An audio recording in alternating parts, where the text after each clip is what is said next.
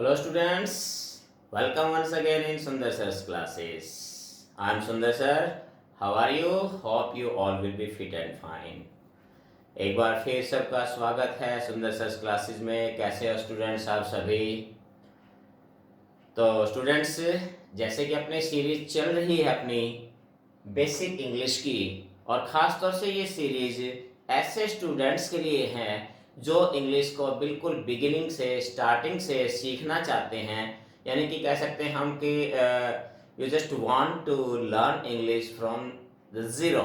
अगर आप ज़ीरो से बिल्कुल स्टार्टिंग से अगर आप इंग्लिश सीखना चाहते हैं, ख़ास तौर से छोटे क्लासेस के जो एलिमेंट्री जो है लेवल के स्टूडेंट्स, या फिर कोई भी स्टूडेंट जो इंग्लिश को सीखने का इच्छुक है, उनके लिए ये सीरीज़ बहुत ही ज़्यादा बेनिफिशियल होने जा रही है। क्योंकि इसमें मैंने आपको बताया है बिल्कुल एक आधार, बिल्कुल बेस, बहुत ही कॉमन जो है तरीका जो है यहाँ आपको इंग्लिश सिखाने का। और मेरा ये स्टेप जो है स्टेप 3 है आज। इससे पहले हमने 2 वीडियोस पहले देखी है, और एक जो सभी वीडियोस एक दूसरे के साथ कनेक्टिंग है। तो अभी एक सीरीज में पूरी जो है सीरीज में आप वीडियोस को आप ज़रूर देखिए।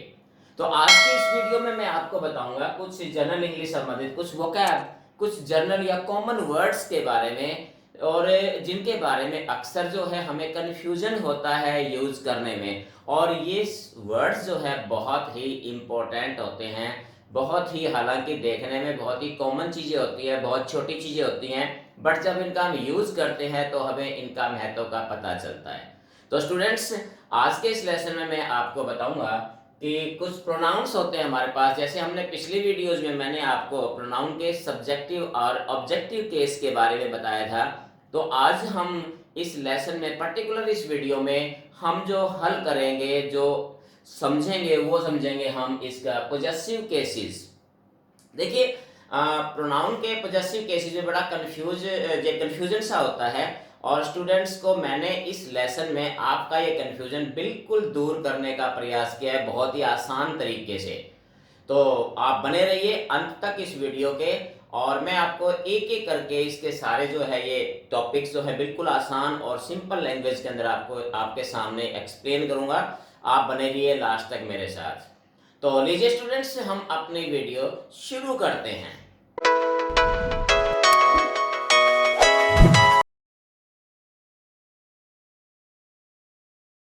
देखिए, सबसे पहले जब हम बात करते हैं हमारी कि एक दो चीजें होती इसमें, एक होता है पॉजेसिव एडजेक्टिव और एक होता है हमारे पास पॉजेसिव प्रोनाउन। बहुत ही कंफ्यूजन होता है ये अक्सर स्टूडेंट्स के मन में, और स्टूडेंट्स इसके अंदर जो है ना कंफ्यूजन के चक्कर में मिस्टेक भी कर बैठते हैं।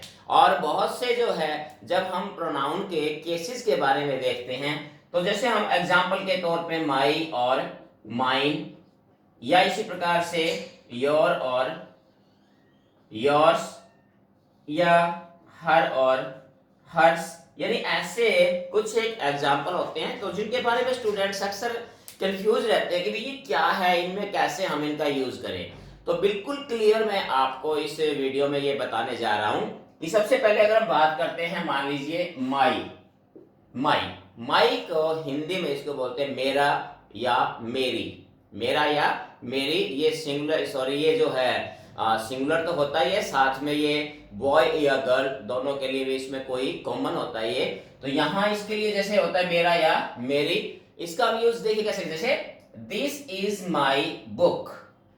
दिस इज माई बुक, तो बुक जो है हमारे पास, तो यहाँ क्या है, ये this is my book means ये पॉजेसिव है, बुक का बता रहा है, इसके साथ संबंध क्या है कि ये बुक किसकी है। बुक का पॉजेसिव जो है, यानी बुक जो है इसका संबंध मेरे साथ है, ये बुक मेरी है, माई बुक। अब इसको देखिए, यहां देखिए आप, माइन। माइन का मतलब भी वही होता है, मेरा या मेरी। मैंने 2 बार नहीं लिखा है यहाँ, तो इसका मतलब है कि मीनिंग इसका भी सेम होता है, मेरा या मेरी। अब इसमें देखिए क्या है, दिस बुक इज माइन, यह पुस्तक मेरी है। यानी यहां क्या है कि यहां इस चीज के अंदर क्या बताया गया कि पर्टिकुलर बुक के बारे में बताया गया कि ये बुक किसकी है, मेरी है। हालांकि दोनों चीजें एक है, बट यहां अंतर क्या है कि यहां पर जो माई है ये पॉजेसिव एडजेक्टिव, या हम पॉजेसिव डिटरमाइनर्स का प्रयोग कर सकते, जिसको हम ये एडजेक्टिव का काम कर रहा है यहां पर। और वहां पर जो हमारे पास जो माइन है, ये माइन हमारा यहाँ पॉजेसिव प्रोनाउन का काम कर रहा है। तो इसमें अंतर जो है आपने देखने का यही है कि देखिए जब हम एडजेक्टिव और प्रोनाउन के बीच में डिफरेंस देखते हैं तो बिल्कुल कॉमन सी बात है। एडजेक्टिव क्या होता है? Adjective is a word which qualify noun और pronoun. And what is pronoun? Pronoun is a word used in place of noun, कि जो हम नाउन की जगह यूज करते हो प्रोनाउन होता है, और एडजेक्टिव होता है हमारा कि जो नाउन या प्रोनाउन के बारे में कुछ हमें बताए, उसकी विशेषता के बारे में बताए, वो एडजेक्टिव होता है। दूसरा सबसे बड़ा अंतर ये हमारे पास भी माई और माइन में हम कैसे डिफरेंस करें कि कौन सा एडजेक्टिव है और कौन सा प्रोनाउन है। तो सिंपल सी बात है, प्रोनाउन के साथ नाउन कभी नहीं आता। प्रोनाउन और नाउन दोनों एक साथ, रेयर केस में साथ, जनरली जो है साथ नहीं आते, क्योंकि प्रोनाउन नाउन की जगह आता है।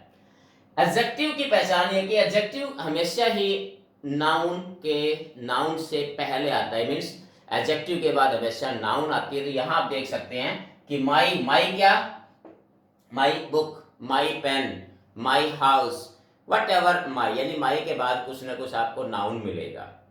तो ये हमने माई और माइन का डिफरेंस है। नेक्स्ट वर्ड लेते हैं हम, जैसे है इसमें योर का मतलब होता है तुम्हारा या तुम्हारी या तुम्हारे, तुम्हारा, तुम्हारी या तुम्हारे। अब इसमें भी जैसे is it your cat, is it your cat, क्या ये तुम्हारी बिल्ली है?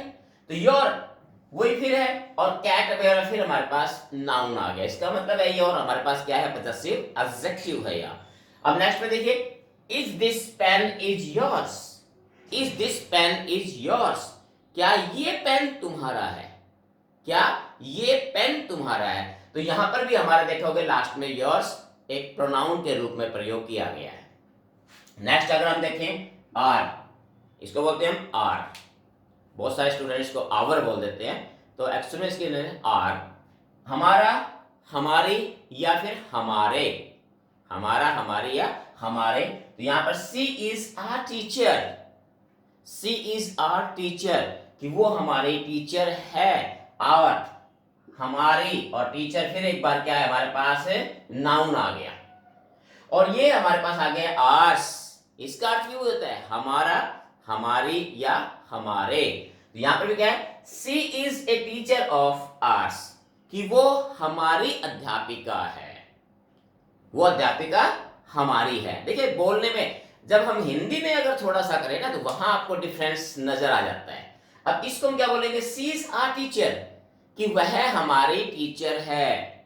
और अगर इसको बोलेंगे she is a teacher of hers, वह अध्यापिका हमारी है, वह पुस्तक मेरी है, वह मेरी पुस्तक है। तो यहां हिंदी में जब हम इसको डिफरेंस जो है वो आसानी से समझ सकते हैं इस चीज को। नेक्स्ट वर्ड अगर आप लीजिए, देखिए हिज, उसका, उसकी या उसके, उसका, उसकी या उसके, इसके लिए प्रयोग जैसे हिज फादर, हिज। अब एक बार फिर हिज के बाद देखिए फादर नाउन आ गया हमारे पास, his father is a doctor, कि हिज फादर उसके पिता। अब इसके अंदर देखिए अगर हम, दिस पेन इज हिज, ये पेन उसका है, उसका पिता एक डॉक्टर है, या मैं कहता हूं दिस इज हिज पेन। अगर हम इसी को कॉमन फॉर एग्जांपल है, दिस इज हिज पेन, कि ये पेन, दिस इज यह उसका पेन है। और अगर इसको कहूं दिस पेन इज हिज, कि ये पेन उसका है। तो यहां हमने दोनों में डिफरेंशिएट इस प्रकार से कर सकते हैं। नेक्स्ट वर्ड आप देख लीजिए हमारे पास हर। देखिए हिज का प्रयोग आपको पता है कि हमेशा मेल के लिए, मैंने आप पहले बता चुका हूं इससे पहले वीडियोस में भी, कि हिज और हर में हिज हमेशा मैन के लिए, बॉयज के लिए यानी मेल के लिए प्रयोग किया जाता है, हर हमेशा लड़की के लिए या फीमेल के लिए प्रयोग किया जाता है। मतलब दोनों का एक होता है, देखिए उसका, उसकी या उसके, सिर्फ लड़का या और लड़की के लिए। तो हर में क्या है, शी इज हर मदर, वह उसकी मां है। दैट इज या this is his book, this is his, sorry her pen, her का यूज कर रहे हैं हम। तो हर के बाद एक बार फिर आप देखोगे नाउन आ रहा है यहां। अब नेक्स्ट एग्जांपल लीजिए, is that watch is hers, क्या ये वॉच उसकी है? अगर हम करें this is her watch, this is her watch, ये घड़ी ये उसकी घड़ी है, और दिस वॉच इज हर्स, ये घड़ी उसकी है। तो दोनों में अंतर जो है इस प्रकार से हम कर सकते हैं। तो हर्ष का भी ये हमारे पास, तो ये हर्ष है तो ये हमारे पास हर्ष का भी इस प्रकार से हम अंतर देख सकते हैं। नेक्स्ट हमारा जो प्रोनाउन हम लेते हैं देयर, उनका, उनकी या उनके, उनका, उनकी या उनके, ये ही और शी का प्लूरल होता है, बहुवचन होता है। वह एक आदमी के लिए वह, ही या शी, और एक से ज्यादा अगर थर्ड पर्सन में है तो उनके लिए हम लगाते हैं दे। तो दे का जो पॉजेसिव होता है वो होता है देयर, उनका या उनकी या उनके के लिए हम यही शब्द प्रयोग करेंगे। जैसे दिस इज देयर स्कूल, यह उनका स्कूल है। दिस इज देयर हाउस, ये उनका घर है। दिस इज देयर चेयर, ये उनकी कुर्सी है। तो यहां हमने देयर और उसके बाद आप फिर देखोगे कि एक बार फिर स्कूल हमारे पास क्या आ गया, नाउन आ रहा है। अब इसको ले लीजिए, दिस हाउस इज देयर्स, ये घर उनका है। यह उनका घर है या यह घर उनका है। तो ये थोड़ा सा इनमें अंतर है। तो यहां पर आपका आ जाएगा देयर्स जो है वो सेंटेंस के लास्ट में यूज किया जाएगा। लास्ट वर्ड इसमें देखिए इट्स, इट्स भी हमारा एक प्रोनाउन है जो थर्ड पर्सन में आता है। और इट का यूज आम तौर पे जो है हम किसी चीज के लिए, किसी वस्तु या एनिमल्स के लिए भी हम इसका प्रयोग, किसी वस्तु या एनिमल्स के लिए हम इसका प्रयोग करते हैं।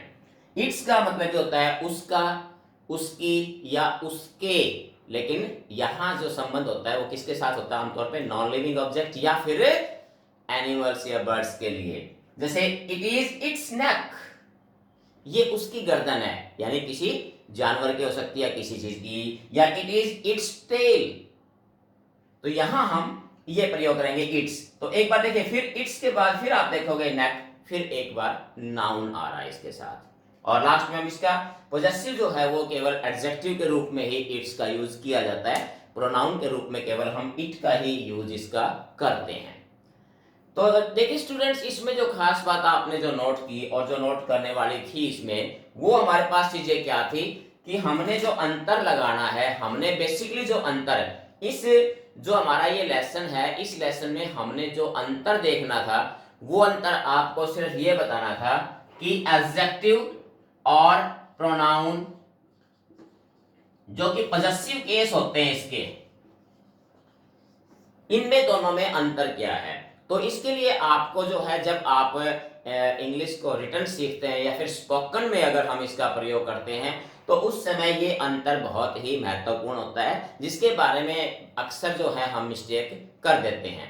तो उम्मीद है ये लेसन आज जो मैंने कुछ बताया ये आपके समझ में जरूर आएगा। इसका आप प्रैक्टिस जो है आप जरूर कीजिए। तो ये हमारा जो आज का लेसन था, जिसमें बेसिकली हमने सीखा है कि पॉजेसिव प्रोनाउन और एडजेक्टिव में अंतर। एक बार फिर मैं बता दूं, बिल्कुल आसान भाषा में अगर दोनों का अंतर करना मैं बताऊं, तो सिंपल अंतर इनका ये है कि पॉजेसिव एडजेक्टिव होता है is always followed by a noun, कि एडजेक्टिव जो होता है उसके बाद हमेशा जो है, देखिए यहाँ पर हमारे पास बुक है, कैट है, टीचर है, डॉक्टर है, मदर, स्कूल, नेक, ये सारे के सारे इनके बाद एक क्या है, नाउन आ रही है। लेकिन जब अगर आप प्रोनाउन, क्योंकि प्रोनाउन तो होता ही यूज नाउन के लिए है, तो इसके बाद कोई भी नाउन नहीं आती। और खास बात है कि आप देखोगे कि किसी भी मोस्टली सेंटेंस के लास्ट में इनका प्रयोग किया जाता है। तो इसका आपने अभ्यास करना इस प्रकार से कि आप जो पॉजेसिव केस है इसके, क्योंकि ये थोड़े से कॉम्प्लिकेटेड होते हैं, इनमें अक्सर स्टूडेंट्स को मिस्टेक होती है। तो आप इनका अभ्यास कीजिए, छोटे छोटे सेंटेंस बनाकर आप इनका अभ्यास कीजिए, लिखने का अभ्यास कीजिए, बोलने का अभ्यास भी आप कर सकते हैं, छोटी छोटी डिफरेंस करने के लिए दोनों चीजों में से किस प्रकार से आपने इनका अंतर आपने करना है। तो आप इसका अभ्यास जरूर करें और वीडियो को जो है वो पूरी सीरीज को जो है आप देखना न भूलें, क्योंकि हमारा स्टेप 3 है, इसके बाद स्टेप 4 आएगा, जहां मैं आपको बताऊंगा और भी इंपॉर्टेंट ऐसे ही कॉमन वर्ड्स जो है, जो कि देखिए ये हमारे वर्ड देखने में छोटे जरूर होते हैं, बट ये बहुत ही इंपॉर्टेंट और किसी भी चीज का स्टार्टिंग होता है। जब हम किसी भी चीज की नींव हमारी मजबूत होती है, तो जो ऊपर बिल्डिंग बनती है वो भी बहुत ही मजबूत बनती है। तो आप ये कह सकते हैं कि ये जो चीज, जो ये सीरीज मैंने शुरू की है, ये आपके इंग्लिश सीखने की, चाहे आप स्पोकन है चाहे रिटन है, उसकी ये आप नींव तैयार कर रहे हैं। तो ये इस चीज का आपने ध्यान रखना है कि आपकी नींव आपने कैसे बनानी है। तो इस प्रकार से ये छोटी चीजें हैं और ये छोटी चीजें बहुत ही आगे जाके बहुत ही महत्वपूर्ण साबित होने वाली है, क्योंकि इसके बाद मैं ऐसे ही कॉमन वर्ड्स जो है नेक्स्ट भी हम आपके सामने, जैसे हो सकता है नेक्स्ट वीडियोस के अंदर मैं आपके लिए लेके आऊं कुछ इंट्रोगेटिव वर्ड्स के बारे में, और भी कुछ ऐसे कॉमन वर्ड्स जो अक्सर हमारे डेली लाइफ के अंदर यूज होते हैं। तो ऐसे वर्ड्स के बारे में भी नेक्स्ट वीडियो में लेकर आ रहा हूं। तो आप बने रहिए मेरे साथ और वेट कीजिए स्टेप 4 का।